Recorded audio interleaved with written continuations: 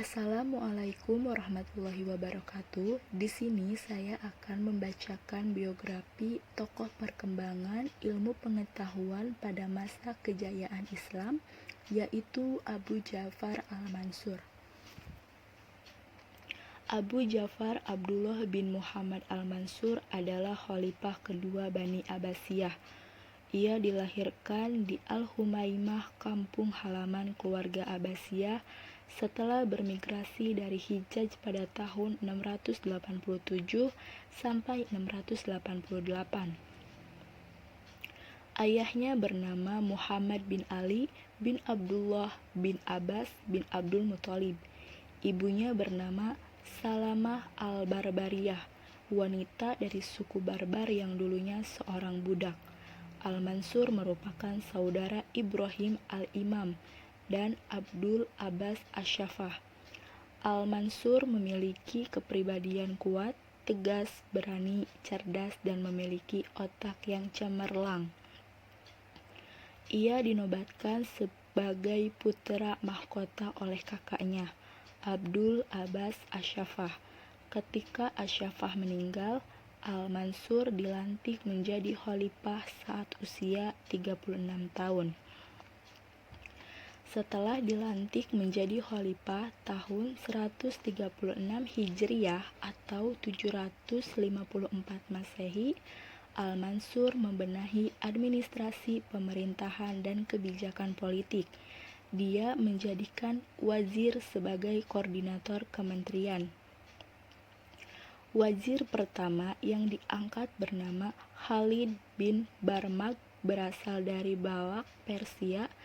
Al-Mansur membentuk lembaga protokoler negara, sekretaris negara, dan kepolisian negara. Di samping membenahi angkatan bersenjata, ia menunjuk Muhammad bin Abdul al-Rahman sebagai hakim pada lembaga kehakiman negara. Jabatan pos yang sudah ada sejak masa dinasti Umayyah ditingkatkan peranannya, terutama untuk menghimpun seluruh informasi dari daerah agar administrasi berjalan dengan lancar, sekaligus menjadi pusat informasi khalifah untuk mengontrol para gubernurnya. Untuk memperluas jaringan politik, Al-Mansur menaklukkan kembali daerah-daerah yang melepaskan diri dan menertibkan keamanan di daerah perbatasan. Di antaranya, usaha tersebut adalah merebut benteng-benteng di Asia. Kota Malatya, wilayah Cappadocia, dan Sicilia pada tahun 756 sampai 758 Masehi. Ke utara bala tentaranya juga melintasi pembunuhan Taurus dan mendekati Selat Bosforus.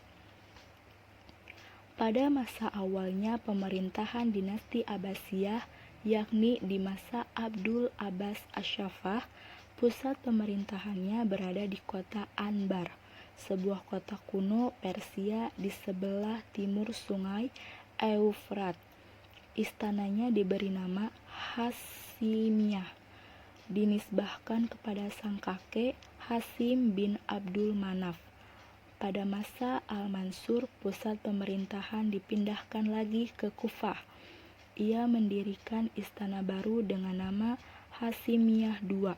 Selanjutnya, untuk lebih memantapkan dan menjaga stabilitas politik, Al-Mansur mencari daerah strategis untuk dijadikan ibu kota negara pilihannya.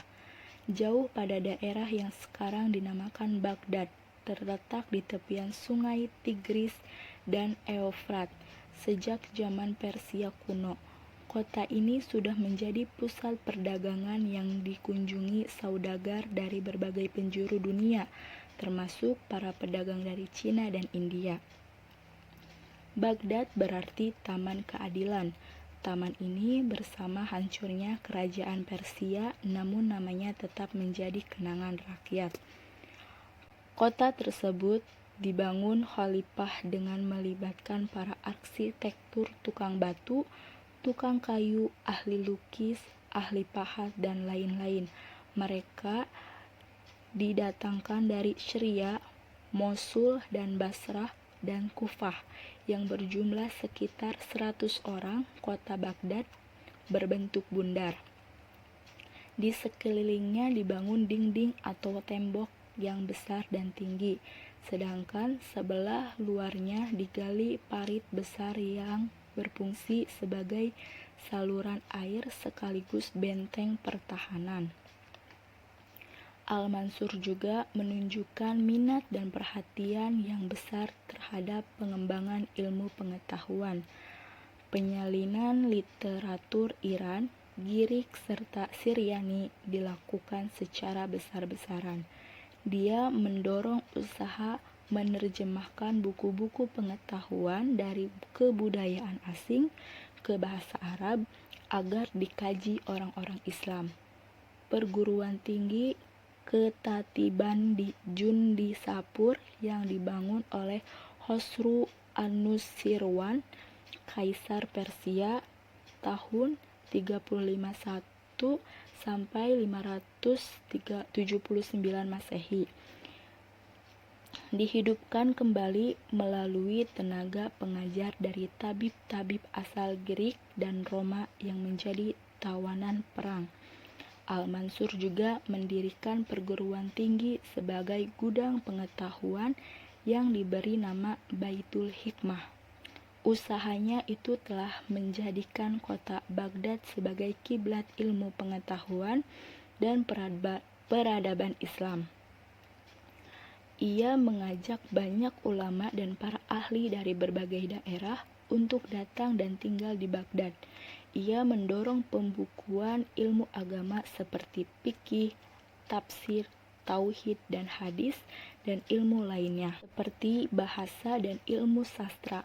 Pada masanya lahir juga para punjangga, pengarang, dan penerjemah yang hebat termasuk Ibnu Muqaffaq yang menerjemahkan buku Khalilah wa Dimnah dari bahasa Parsi. Setelah menjalankan pemerintahan selama lebih dari 22 tahun, pada tanggal 7 Zulhijjah tahun 158 Hijriah atau 775 Masehi, Al-Mansur wafat ketika perjalanan ke Mekkah untuk menunaikan ibadah haji dalam usia 57 tahun di suatu tempat bernama Bikru Maunah. Jenazahnya dimakamkan di Mekkah. Cukup sekian yang bisa saya sampaikan. Mohon maaf bila ada kesalahan dan kekurangan. Wassalamualaikum warahmatullahi wabarakatuh.